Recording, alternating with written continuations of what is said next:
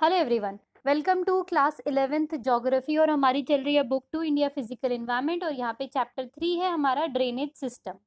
अब drainage system में word आता है सबसे पहले ड्रेनेज। तो ड्रेनेज वर्ड का मतलब क्या होता है? ड्रेनेज का मतलब क्या होता है? आपने अपने घरों के आसपास नदी नाले सारी चीजें देखी होंगी, बट यहाँ पे जो वर्ड है ड्रेनेज, ड्रेनेज का मतलब क्या होता है?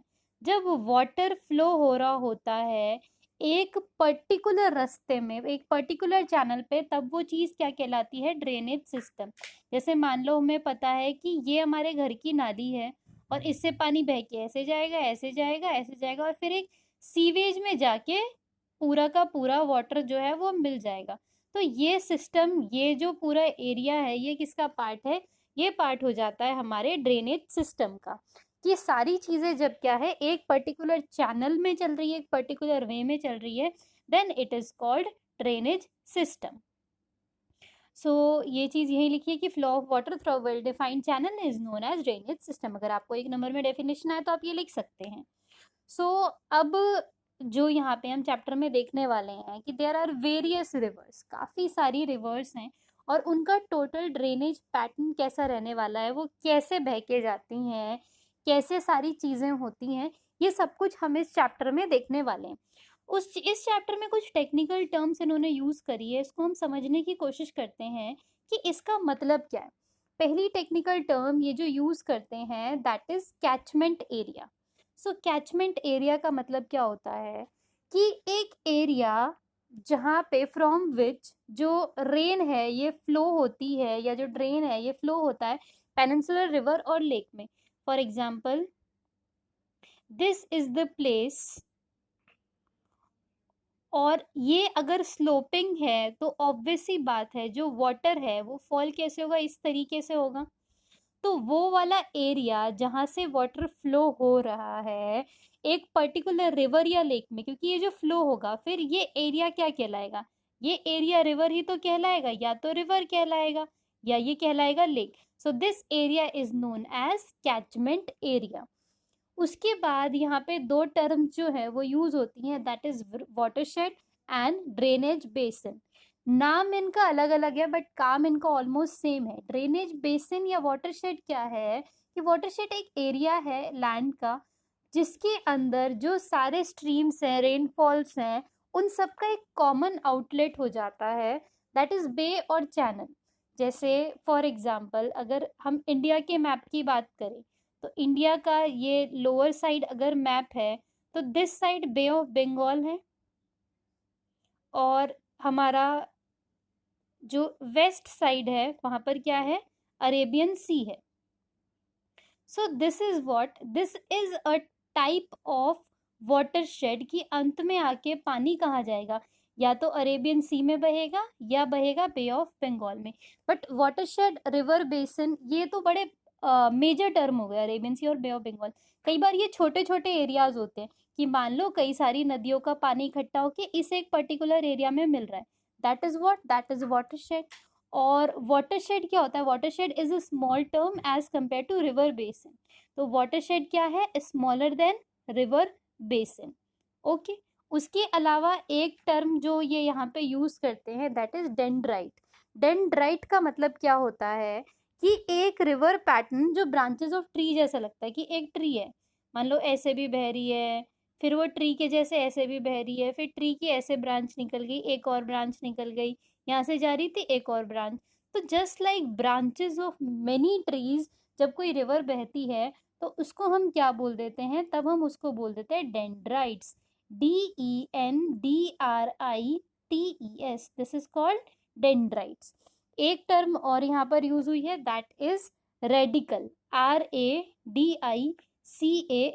रेडिकल टर्म का मीनिंग क्या होता है कि जब कोई रिवर ओरिजिनेट होती है हिल से और फ्लो होती है ऑल द डायरेक्शन में, then it is called radical.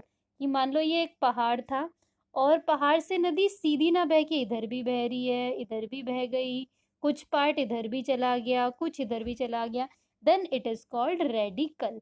This is type of river system कि रिवर इस तरीके से होगा। उसके अलावा एक टर्म होता है सेंट्रीपेटल। सेंट्रीपेटल टर्म का मतलब क्या होता है कि जब जो रिवर्स का डिस्चार्ज होगा, जब रिवर्स अपना वाटर को डिस्चार्ज कर रही होगी सारे डायरेक्शन से एक जगह, जैसे रेडिकल में तो क्या हुआ, सब जगह फैल गया, सेंट्रीपेटल में क्या होगा कि सब जगह का फैला हुआ वाटर जब कहीं एक ही जगह पे आके इकट्ठा हो जाता है, then it is called centripetal. So ये इंपॉर्टेंट टर्म्स हैं इस चैप्टर की, बीच बीच में आती रहेंगी, जो हमको पता होनी चाहिए। अब ये मैप दे रखा है, इस मैप को हम आराम से एक प्यारे से सुंदर से मैप में डिस्कस करेंगे। और उसके अलावा वाटरशेड सेम चीज़, रिवर बेसिन इन्होंने दी है। और उसके अलावा जो इंडिया का जो मेजर रिवर है वो दो ही जगह बह के जाएगा, या तो बे ऑफ बंगाल ईस्ट साइड में या तो वेस्ट साइड में जाएगा हमारे अरेबियन ड्रेनेज सी ड्रेनेज के अंदर। इन दोनों को बीच में डेली, अरावली, सह्याद्री ये अलग अलग करते हैं। अगर हम देखें तो नियरली 77% जो ड्रेनेज है वो किसका होता है, गंगा, ब्रह्मपुत्र, महानदी और कृष्णा का, और ये सब बे ऑफ बंगाल में जाता है। यानी कि हमारे यहाँ ईस्ट फ्लोइंग रिवर्स ज़्यादा है as compare to west flowing river. और लगभग 23% जिसके अंदर इंडस, नर्मदा, तापी आते हैं, वो कहाँ पे बह के जाते हैं, वो अरेबियन सी में बह के जाते हैं। अब ड्रेनेज बेसिन जो एरिया है वो उनको 3 पार्ट में डिवाइड कर देते हैं बेसिकली। पहला है मेजर रिवर बेसिन, जिसका एरिया 20,000 स्क्वायर किलोमीटर से बड़ा होता है। इसके अंदर 14 ड्रेनेज बेसिन है, जिसके अंदर गंगा, ब्रह्मपुत्र, कृष्णा, तापी, नर्मदा, माही, पेन्नर, साबरमती, बराक, ये सारी नदियां आती हैं। मीडियम रिवर बेसिन 2000 से 20,000 के बीच में, जिसके अंदर कालिंदी, पेरियार, मेघना आती हैं। फिर माइनर रिवर बेसिन, छोटे रिवर बेसिन 2000 से कम वाले। बेसिकली जो मोस्टली किस पे डिपेंड होते हैं, रेनफॉल पे। There are 2 types of river. पहली होती है आपकी जो पेरिनियल होती है, दूसरी एफेमेरल। पेरिनियल रिवर्स वो होती हैं जो हमेशा ही बहती रहती हैं, और दूसरी होती है एफेमेरल जो सिर्फ बारिश पे डिपेंड होती हैं। नर्मदा, तापी दो लार्ज रिवर्स हैं जो एक्सेप्शन, किस चीज़ का एक्सेप्शन कैसे हैं, क्योंकि वो वेस्ट में फ्लो हो रही हैं और लास्ट में अरेबियन सी में मिल रही हैं। हम रिवर पढ़ने जो जा रहे हैं वो 2 कैटेगरीज में डिवाइडेड है, एक है हिमालयन ड्रेनेज, एक है पेनिनसुलर ड्रेनेज। इन्हीं 2 पार्ट में क्यों किया, क्योंकि हिमालयन ड्रेनेज का मतलब क्या है, वो रिवर जो हिमालय से ओरिजिनेट हो रही है।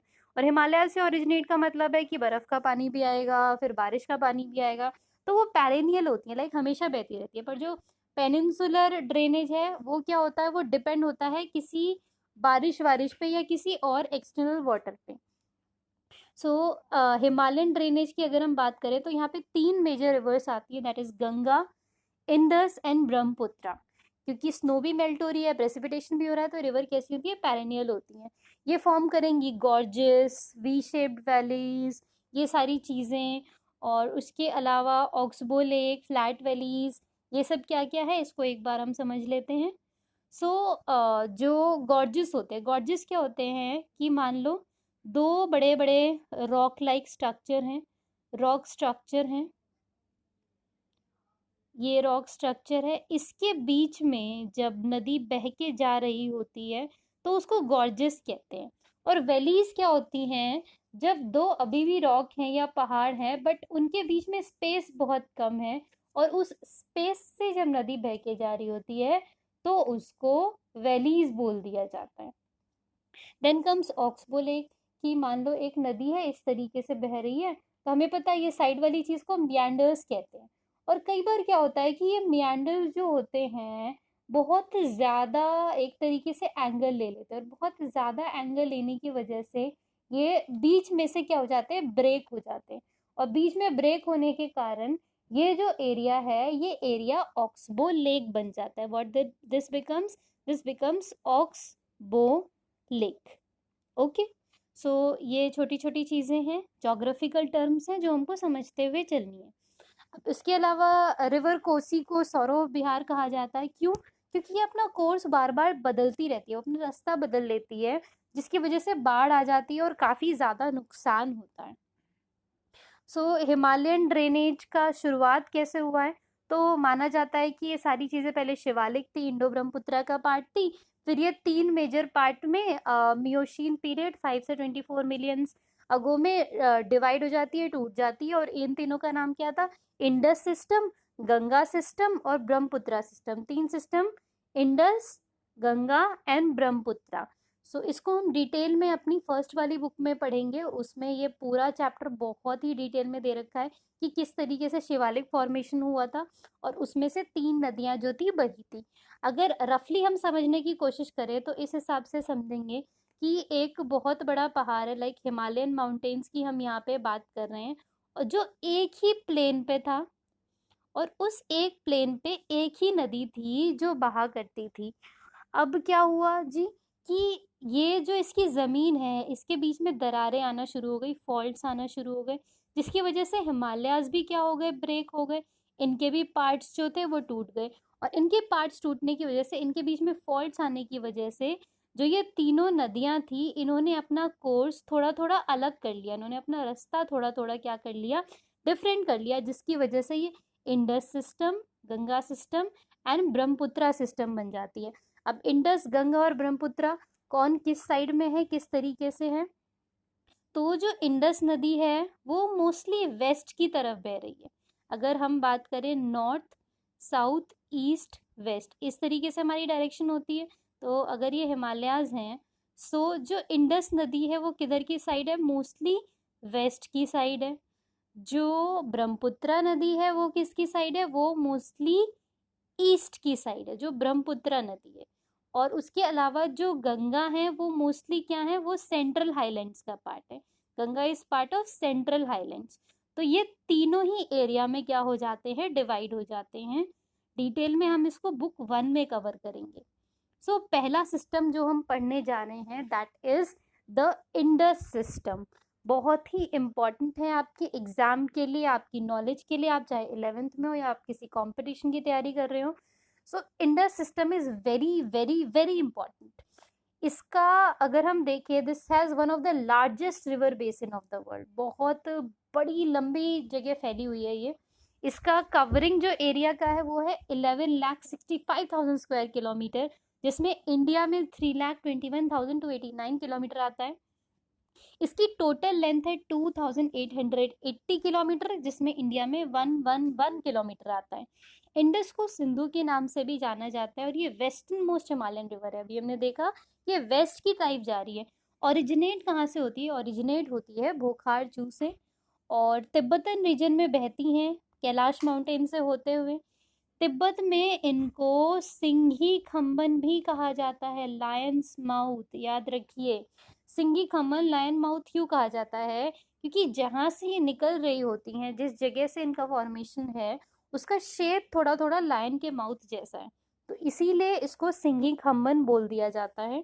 अब ये फ्लो होगी लद्दाख में, जाश्कर रेंजेस में, लद्दाख में ये फॉर्म होगी, और गिलगिट, जम्मू में, कश्मीर में जाएगी, फिर पाकिस्तान में जाएगी। पाकिस्तान में जहाँ पे एंटर करती है उस जगह का नाम है Dardistan. Oh my God, Pakistan में बहुत दर्द है। सो जो इंडस रिवर है, इंडस रिसीव करेगी a number of Himalayan tributaries. बहुत सारी ट्रिब्यूटरीज है इंडस के अंदर, श्योक, गिलगिट, जास्कर, हुंजा, नुब्रा, शिगार, कास्टिंग, द्रास, तमाम तबाही मचा रखी है इन्होंने। अब देखिए, इसको एक बार हम मैप में समझने की कोशिश करते हैं कि इंडस रिवर बह कहाँ से रही है, कहाँ से आएगी, कहाँ को जाएगी।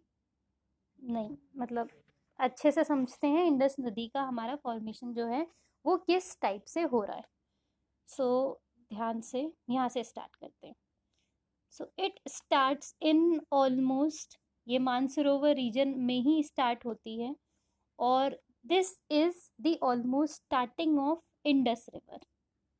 This point is starting of Indus river, this. अब यहाँ से क्या है ये देखिए, this was the Tibet region, और तिब्बत क्योंकि अब तो ये पूरा का पूरा चाइना के अंदर आता है, but completely it's not China, it's Tibet plus China. जो लोअर रीजन है तिब्बत है, ऊपर का चाइना है। तो चाइना ने तिब्बत को कैप्चर कर रखा और क्या रखा कि तिब्बत हमारा अपना है। तिब्बत मानने को आज भी तैयार नहीं है कि तिब्बत चाइना का है, बट फिर भी वो उसको हम चाइना का ही पार्ट मानते हैं। सो अब यहाँ से हमारी जो रिवर है वो ओरिजिनेट होगी, और इस तरीके से वो जम्मू एंड कश्मीर में एंटर कर देती है।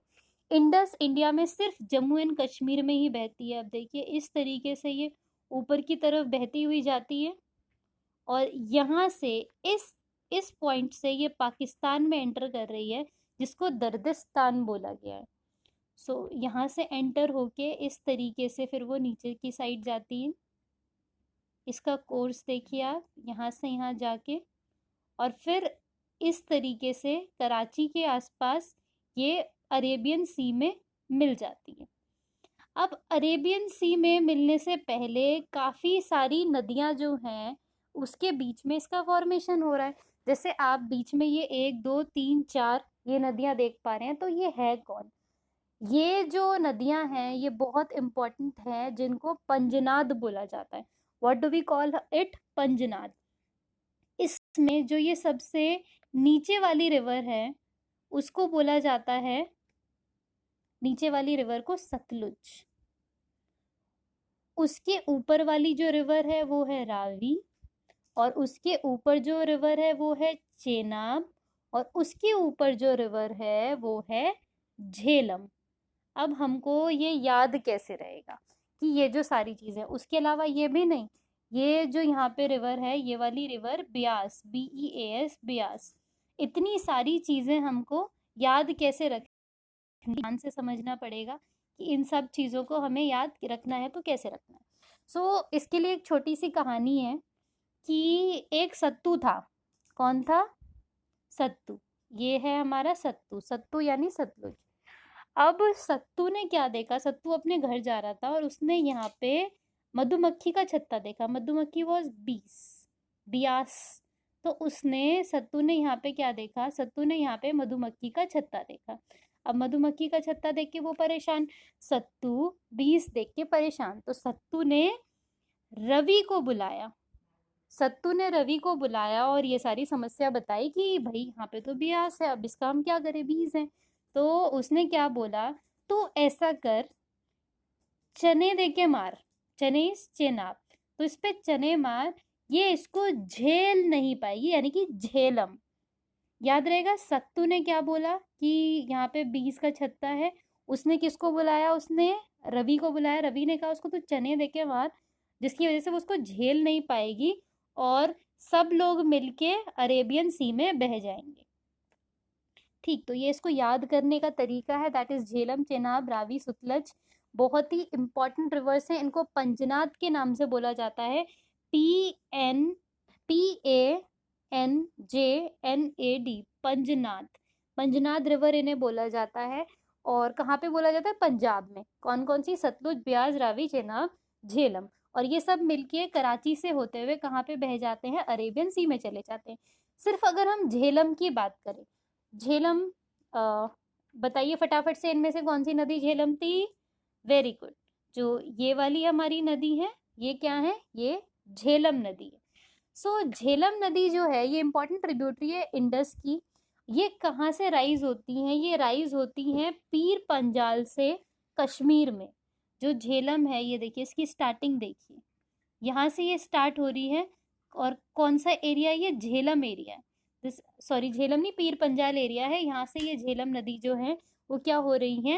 ओरिजिनेट हो रही है। दिस वाली, ये कौन है? झेलम नदी है, जो पीर पंजाल रीजन से ओरिजिनेट हो रही है और कश्मीर में बहती है। और कश्मीर में बहते बहते ये बाद में किस रिवर को ज्वाइन कर देती है? बाद में ये रिवर को ज्वाइन कर देती है चेनाब रिवर को। So this was Jhelum and this was नीचे वाला चेनाब रिवर को ये ज्वाइन कर लेती है। फिर है चेनाब। चेनाब की अगर हम बात करें तो Chenab is largest tributary of Indus. This is Chenab, the second one. और Chenab is largest tributary of Indus. और जो चेनाब है ये क्या है? ये 2 स्ट्रीम से बनती हैं। देखिए अगर हम इसको बहुत डिटेल में ऊपर जाके देखेंगे, इस मैप में वैसे गिवन नहीं है, बट यहाँ पे 2 ट्रिब्यूटरीज है, दो ट्रिब्यूटरीज मिलके चेनाब का फॉर्मेशन करती हैं। और उन 2 ट्रिब्यूटरीज का नाम क्या होता है? एक का नाम होता है चंद्र और दूसरे का नाम होता है भाग। तो this is what? This is Chandrabhag. तो इसीलिए इस नदी को चंद्रभाग भी बोला जाता है, चेनाब को। ये कितनी बड़ी है? लगभग 1180 किलोमीटर इंडिया में बहती है ये। पाकिस्तान में बहने से पहले आप ये सोचिए कितनी बड़ी नदी होगी ये। 1180 किलोमीटर ऑलरेडी किस में बह रही है? ये इंडिया के अंदर। उसके बाद रावी है। रावी भी एक इम्पॉर्टेंट ट्रिब्यूटरी है किसकी? इंडस की। रावी कौन सी है? ये हमारी थर्ड वाली कौन है हमारी? रावी है। This is Ravi. अब ये जो रावी है इसके बारे में अगर हम देखें, ये भी इंडस की बहुत इंपॉर्टेंट ट्रिब्यूटरी है। और ये ओरिजिनेट कहाँ पे हो रही है? ओरिजिनेट हो रही है हमारी यहाँ पे हिमाचल प्रदेश में। और हिमाचल प्रदेश में जहाँ से ओरिजिनेट होती है उन हिल्स का नाम क्या है? उन हिल्स का नाम है कुल्लू हिल्स। कुल्लू हिल्स से जो रावी है वो ओरिजिनेट होती है और उसके बाद ये जाके पाकिस्तान में जाके फिर ये इंडस के अंदर मिल जाती है। अनदर इम्पॉर्टेंट कौन है? ब्यास नदी। ये जो ऊपर वाली थी, मतलब ये वाली नदी, दिस इज ब्यास नदी। अब ब्यास नदी भी क्या है? इम्पॉर्टेंट ट्रिब्यूटरीज हैं। ट्रिब्यूटरी है किसकी? ये कहाँ से ओरिजिनेट होती है? ओरिजिनेट हो रही है आपकी, ये भी कुल्लू वैली में ही हो रही है, रोहतांग पास में। कुल्लू वैली के अंदर ही आता है, बट ये वाला पास, एक पर्टिकुलर पास से वो ओरिजिनेट हो रही है, रोहतांग पास से। They are originating from Rohtang pass. और उसके बाद फिर से जाके वो किस में मिल जाती हैं? आपकी ब्यास नदी सतलुज नदी में मिल जाती है, दिस वाली रिवर में। अब जो सतलुज है, सतलुज नदी का देखिए आप, Satluj is very important river, क्योंकि जो सतलुज है वो ओरिजिनेट हो रही है मानसरोवर में। जी हाँ, ये वाली नदी, दिस इज सतलुज। इसका ओरिजिनेशन देखिए ये रहा, this is the point of origination of Satluj. अब ये पॉइंट कहाँ पर आता है? ये पॉइंट आता है हमारा मानसरोवर में। और जिस तालाब से, जिस जगह से ओरिजिनेट होती है उसको बोला जाता है राक्षस तल। तिब्बत के अंदर ओरिजिनेट हो रही है और तिब्बत में इसका नाम होता है Langchen Khambab. Langchen Khambab. So this is originating in Tibet region. और लगभग ये इंडस के पैरेलल बहती है, फिर बाद में जाके इधर पाकिस्तान में वो जाके वो इंडस से मिल जाती हैं। सो ये है हमारा Indus river system. I hope आपको क्लियर है। यहाँ पे जो लिखा है, ये जो सारी कहानी लिखी है उन्होंने, यही सारी कहानी लिखी है। सो इंडस रिवर सिस्टम में इतना ही है। आप एक बार में वीडियो समझ नहीं आए तो आई विल सजेस्ट आप इस वीडियो को 2, 3, 4, 5 बार देखो, ताकि ये सारी चीज़ें अच्छे से समझ में आ जाए। और जो बाकी के सिस्टम है, गंगा, ब्रह्मपुत्र और पेनिनसुलर रिवर सिस्टम, वो हम अगली वीडियोस में कवर करेंगे। सो आई होप आपको ये क्लियर है। आपको कोई भी कंफ्यूजन या क्वेरी है आप हमसे कमेंट सेक्शन में पूछ सकते हैं। तो thank you so much. Meet you all in my next video. Thank you.